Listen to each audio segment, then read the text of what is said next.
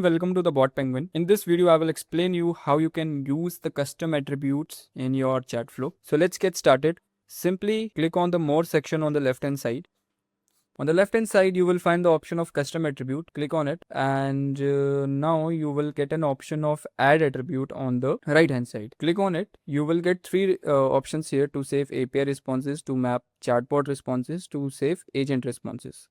So in order to save the chatbot responses, you need to choose this option to map chatbot responses. Give the name as, like, for example, I'm giving it as test 35, and I will give the same name as a attribute name.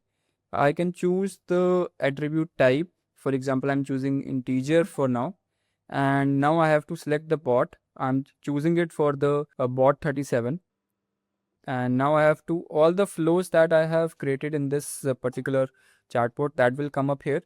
So I'm choosing test, for example, and next option we have this, for which option I'm going to create a custom attribute.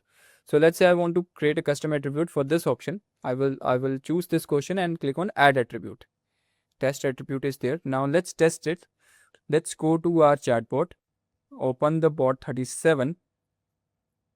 This is our flow. We will click on test, choose a landing page. Alright, so as you can see, it is asking for the email IDs, and let's give the email ID at test@test.com. And now it will ask me select one option from the given below. Let's say I'm choosing yes for now, and it says thank you. So this was a small flow, so it has been completed now. Now I will go back to my inbox. This is my lead. I will open this. So in the custom attribute section, you can see my responses has been saved. This is how you can use the custom attribute in order to save the responses in your chatbot. Thank you so much for watching this video. In case if you have any query, please do reach us at support@botpenguin.com. We will surely help you with your queries.